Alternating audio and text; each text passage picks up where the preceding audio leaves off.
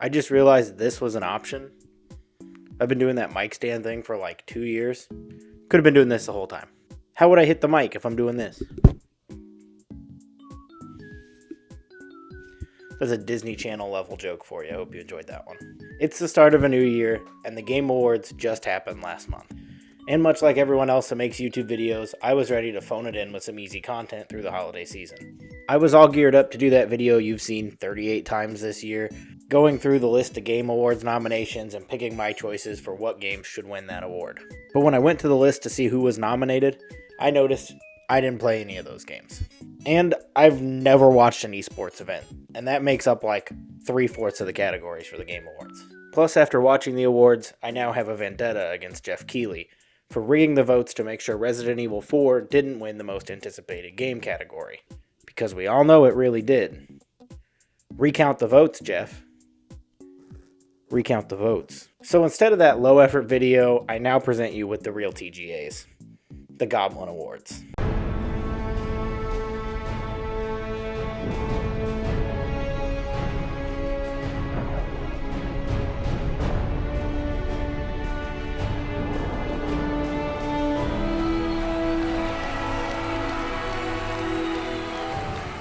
Welcome to the first ever annual Goblin Awards.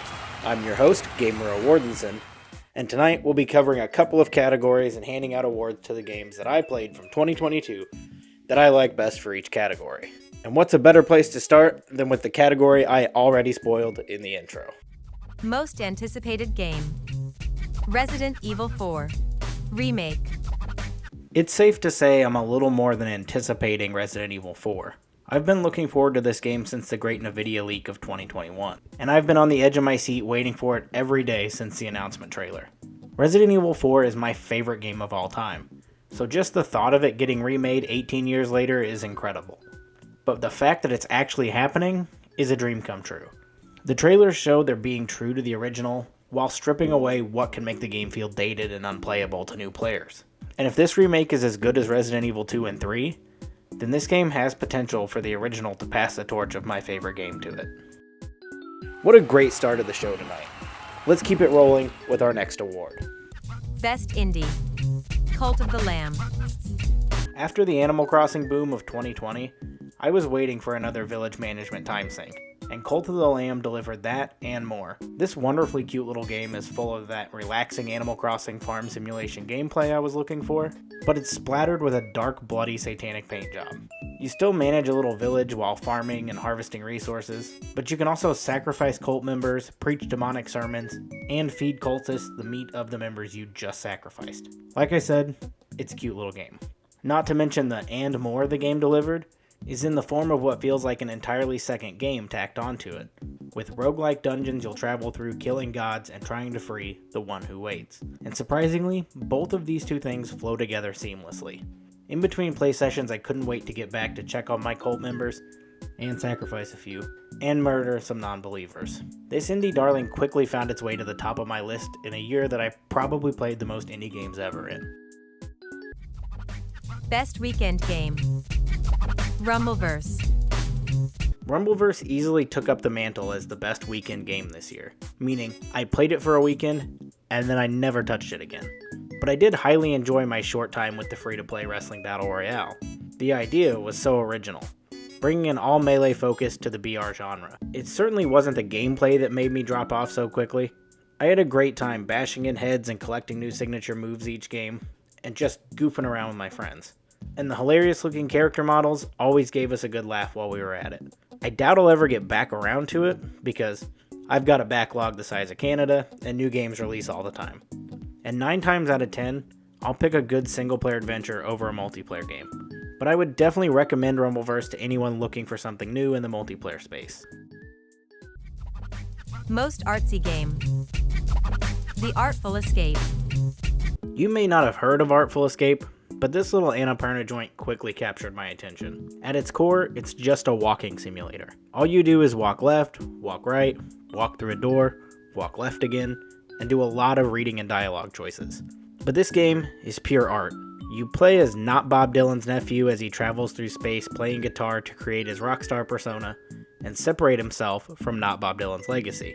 but it does it with all the wild visuals and sounds you'd expect from a Pink Floyd laser light show after drinking an Ace Hardware bucket full of LSD. The sound design is unmatched, including a play guitar button to give the game an awesome heavy metal backing track while you're walking, to make Artful Escape an absolute work of art in the game space. Best music. Teenage Mutant Ninja Turtles, Shredder's Revenge. First off, if you don't plan on playing Shredder's Revenge, or it's in your backlog and you haven't gotten around to it yet, just put on the soundtrack on your next drive and it will quickly move up to the top of your list of games to play next. I spent a lot of time replaying Shredder's Revenge for footage and achievements, and no matter how many times I played a level, I never got tired of the music. Every track from the redone theme song with Faith No More's Mike Patton on vocals to the credits and menu music are absolute masterpieces. We Ain't Came to Lose, It's a Pizza Party, Mall Meltdown, and Mutants Over Broadway are all songs I keep in my regular rotation. And if you want to know more about my feelings on Shredder's Revenge, check out the full video I did about it last year. And if you've already seen that video, watch it again. You have time. What else are you going to do today? Best DLC. The Winter's Expansion, Resident Evil Village. It's very rare that I play DLCs or expansions unless I don't get around to playing the game until after the release of the DLC, and it's bundled in with whatever version I bought. But that doesn't apply to Resident Evil. Even though the Shadows of Rose story was very short, I clocked in around 2.5 hours, it was a really nice icing on the cake to wrap up Ethan's story that I was already pleased with before. Along with the whole new story to play, they also gave us new mercenaries characters and modes, plus the additional hours of replay value it added with the new third-person mode was a welcomed bonus, even if they do still refuse to show us Ethan's face. But you do have to give them credit for committing to the bit. Biggest letdown. High on Life. Ignoring the giant elephant in the room named Justin, I was really excited for High on Life leading up to the release. We don't get a lot of comedy games, and I enjoyed the first 2 seasons of Rick and Morty, so I was all in. And for the 3 hours or so I played of it, I got quite a few laughs out of it, but the gameplay just couldn't hook me. The world is fun, the writing is good, and it's something I think I might give another chance down the road. I just found myself waiting for the gunfights and traversal to be over, so I could get to the next joke. But you should take these complaints with a grain of salt, because this is coming from the guy that took 4 tries to finally play through The Last of Us. Game that I should have been better at. Resident Evil RE-verse. We've already been over how much of a Resi fan I am twice now. But over the years, we've seen dozens of attempted Resident Evil multiplayer projects, but none of them last very long. I've always checked these out and wish they lasted a little longer than they usually do, and most of the time my Resident Evil skills do carry over to these. But with RE-verse, that was not the case. I played game after game, never getting higher than 2nd place before I put it down and tried to convince myself that something was wrong with the game, and everyone was obviously cheating. Maybe it's the overly cel-shaded graphics, or maybe it's the PvP shooter format that was tripping me up. Most likely, it's the cheating. You can't trust people on the internet these days. Wow, what a show we're having already. I hope you're enjoying it as much as I am. But before we move on to the next award, I want to tell you this award show is brought to you in part by the beard that your wife makes you have because you have a funny looking chin. Do you have a funny looking chin that makes you look like Bob's Burger? Do you have a wife that dislikes that chin? Well, you don't have a choice then. This is the product that's forced onto you. Try the beard your wife makes you have because you have a funny looking chin today. Best live service game. Marvel's Avengers. Did you really think it was going to be anything else? I enjoyed Fortnite before it had seasons. I could care less about Apex and Warzone because those are hard and I don't win. If you would have asked me about this award every year for the last decade, it would have been GTA Online. But I finally recovered from that addiction for the 10th time, and I can't do that to my family again. I'm in the minority crowd of people that actually liked Avengers, and I love going back to it every time they drop a new character or story. I don't often go back to games after I've finished it, but Avengers has some special way of pulling me back in. Plus it holds a very special place in off-the-panel history, so this one's for you, Avengers, because I'd be surprised if you're around for the next year's awards.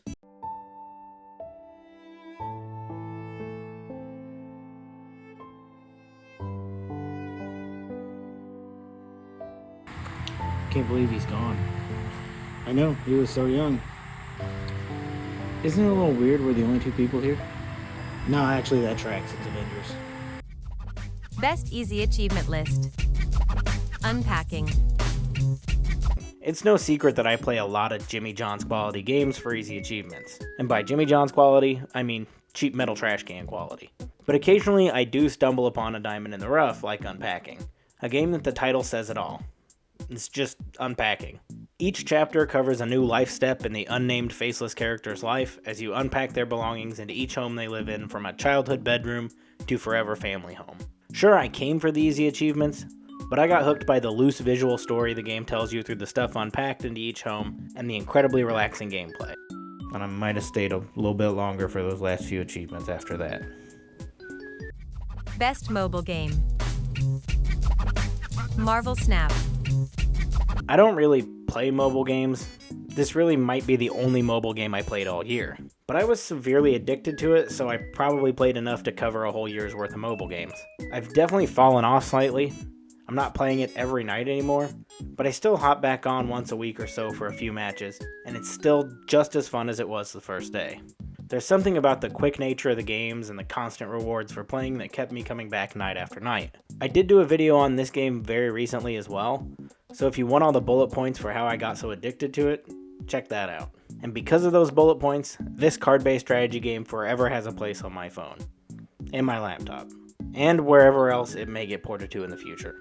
We need to quickly move on to the next award before I get the urge to boot up Marvel Snap instead of finishing this award show. Best Creation Suite. Saints Row. Like with Avengers, I'm also in the minority crowd of people that actually liked Saints Row. Don't get me wrong, it was a disaster of crashes and bugs, but for the little bit of playtime it wasn't broken, I really enjoyed myself. I'm a longtime Saints Row fan, so I was going to enjoy this game regardless of its condition, just because I was excited to see the series return after 10 years. But the one place Saints Row was 100% rock solid was in the bevy of creation options Saints Row had to offer. From cars to clothes, they gave you every option you could ever want. But where it really shined was in the character creator.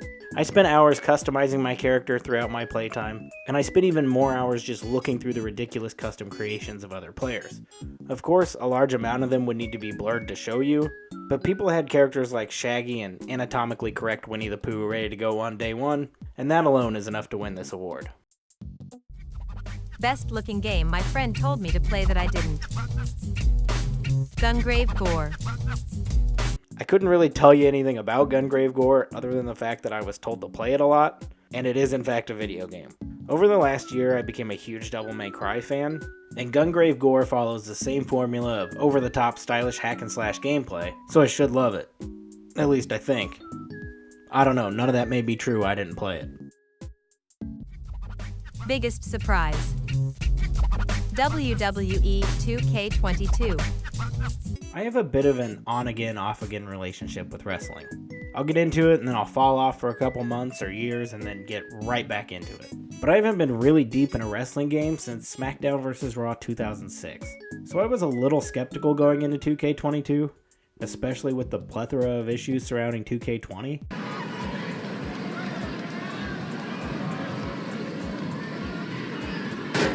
But it completely surpassed all my expectations, and I lost hours, possibly even days of my life to 2K22. And I loved every minute of it. I ended up playing through every mode outside of my faction, because I do have bills to pay, I can't buy 40 card packs a week. But every other mode kept me engaged from start to finish, putting me back on the wrestling train, eager for 2K23. Let's give a big round of applause for tonight's winners so far. Those games are really deserving of those awards, whatever the games were and the awards they won. But the best is yet to come, and this next batch of awards is brought to you by Grapes. Just Grapes. That's the sponsor.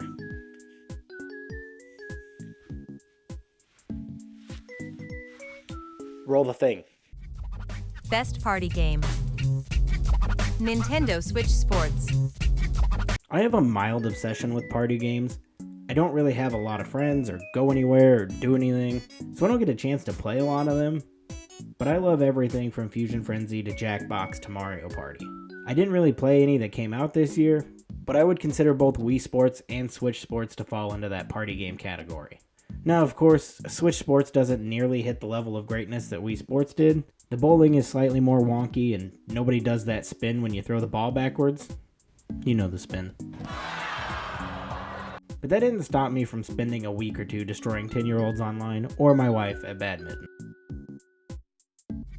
Most Bruce Campbell per square inch. Evil Dead. There's 4 Bruce Campbells in this game. That's 4 more than any other game that came out this year. Best multiplayer. Evil Dead. Here's the real award for Evil Dead. These asymmetrical multiplayer games always catch my eye, but they usually die off right when I get invested in them.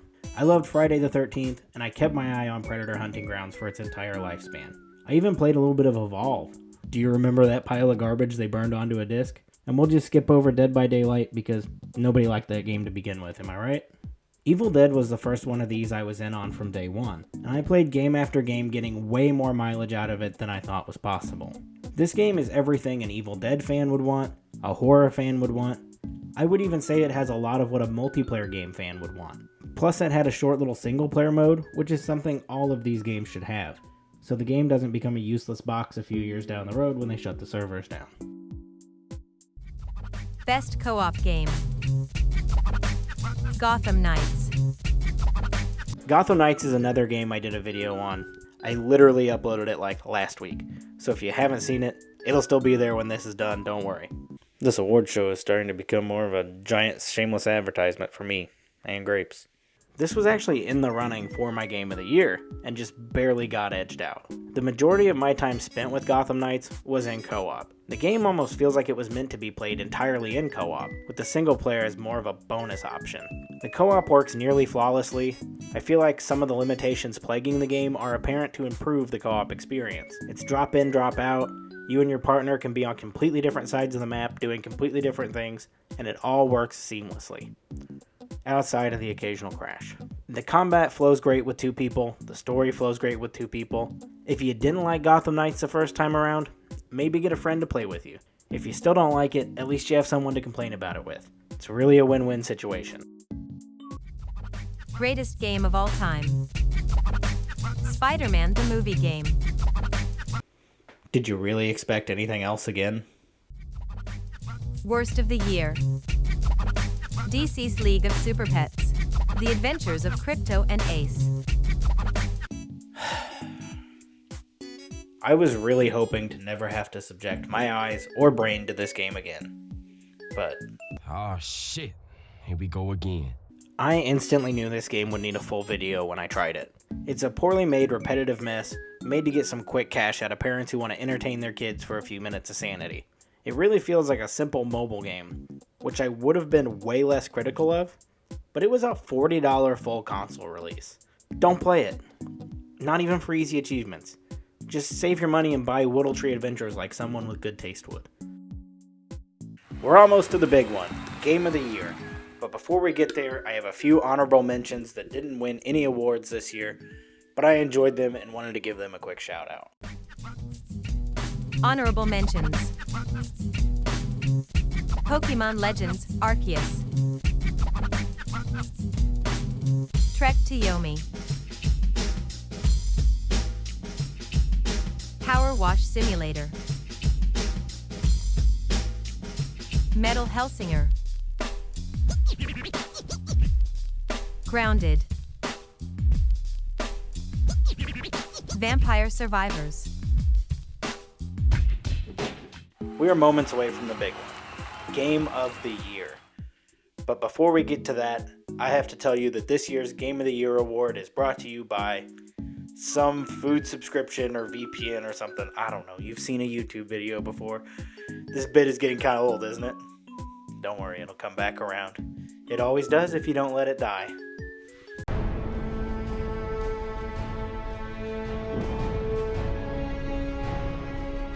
Game of the Year.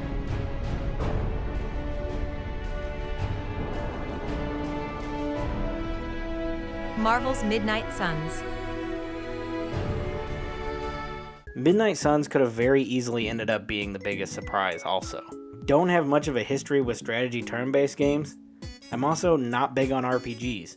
I tend to fall off RPGs pretty early. I usually get to level 20 or 20 hours in, then I never pick it up again. And honestly, that was the experience I expected to have with this game.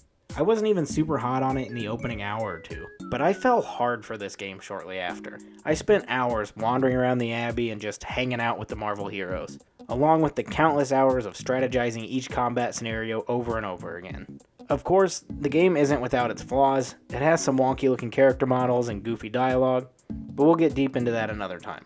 Check back here soon. Midnight Suns crafts an incredible story, bringing together a new character with all the classic heroes you'd expect to see in something like this. And it does it flawlessly. If you didn't try Midnight Suns at launch because of the reasons I almost didn't, you definitely should give it a chance. It could become your game of the year. And there you have it. Congratulations to the winners of this year's Goblin Awards. Wait, hold on. I'm getting word we have one more award.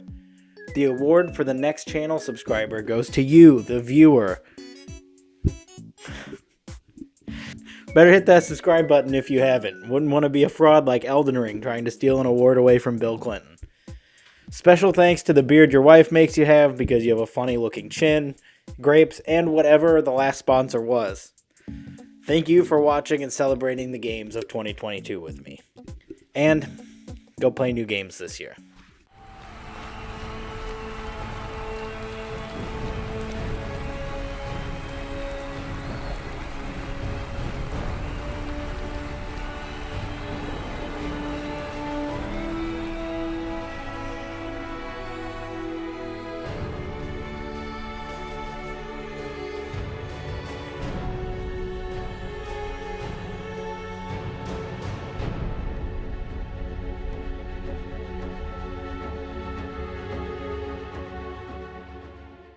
I'm putting in like half the effort for this. I'm wearing sweatpants under this, so I'm not putting on a button up.